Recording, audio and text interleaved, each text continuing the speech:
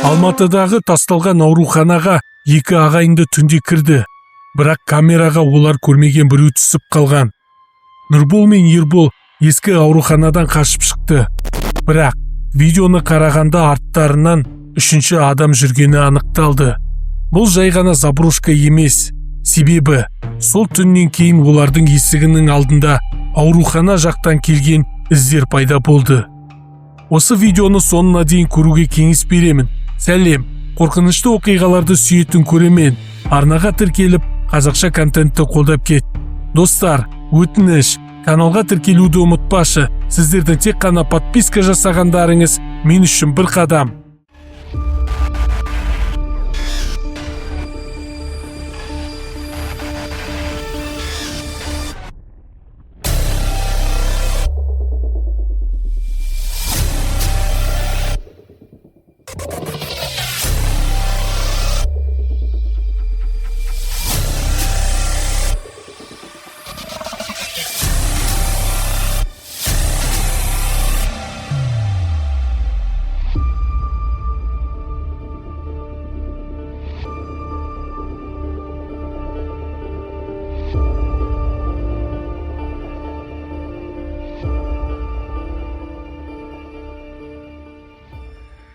Алматының шет жағында ескі тасталған аурухана бар еді. Адамдар оны заброшка больница деп атайтын. Бұл аурухана шамамен 1990 жылдары жабылған дейді. Жергілікті адамдар түнде ол жерден жарық көрінеді, біреулердің жүрген дыбысы естіледі деп айтатын. Кейбіреулер терезеден ақ халатты адам көрдік деп ант ішкен. Бір күні ағайынды екі жігіт Нұрбол мен Ербол осы жерге баруды шешті. Нұрбол 22 жаста батыл жігіт еді, ал Ербол 19 жаста бірақ қорқақтау болатын. Тек видео түсіріп қайтамыз, деді Нұрбол. Түнде бармай-ақ қойса қайтеді, деді Ербол. Бірақ олар бәрі бір түнде баруға келісті. Түнгі сағат 23:40 шамасында олар ескі ауруханаға жетті. Айналада ешкім жоқ, жел ғана соғып тұр. Ескі ғимараттың терезелері сынған, қабырғалары жарылған.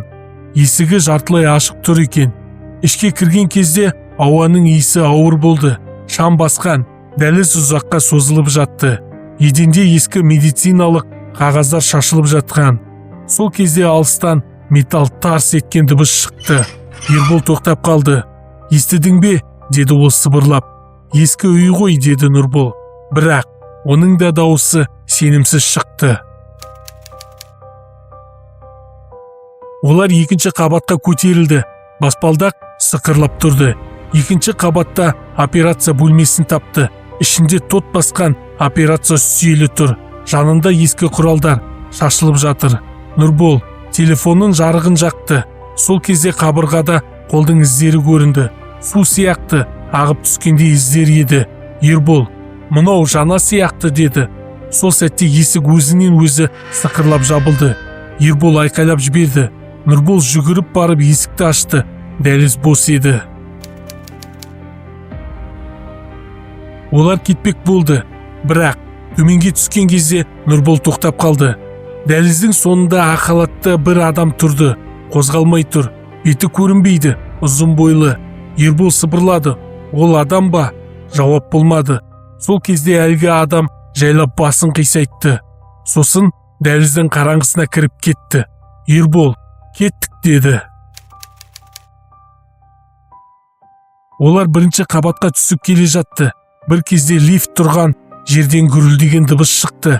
Лифт істемейтін еді. Есігі тот басқан. Бірақ дәл осы кезде лифт есігі сәл ашылып жабылды. Ішінен қараңғылық қана көрінді. Сосын біреу сыбырлағандай болды. Кетпеңдер. Ербол жүгіріп кетті. Нұрбол артынан ерді. Олар сыртқа жүгіріп шықты. Сыртқа шыққанда Ербол тоқтады. Нұрбол, сен камераны өшірдің бе? Нұрбол, жоқ. Телефонды қарады. Видео әлі жазылып тұр екен. Бірақ экранда ол түсірмеген кадрлар шықты. Видео ішінде бос дәліз көрінеді. Сосын камераға ақ халатты адам жақындап келеді. Өте жақын келеді. Сосын сыбырлаған дауыс шықты. Қайта келіңдер. видео сол жерде тоқтады. Келесі күні Нұрбол видеоға қайта қарады. Ербол жанында отырды. Видео соңында тағы бір нәрсе байқалды. Камера ауруханадан шығып бара жатқан сәтті көрсетеді. Екі адам кетіп бара жатыр, бірақ арттарында үшінші адам келе жатыр. Ақ халатты, басын төмен түсіріп алған.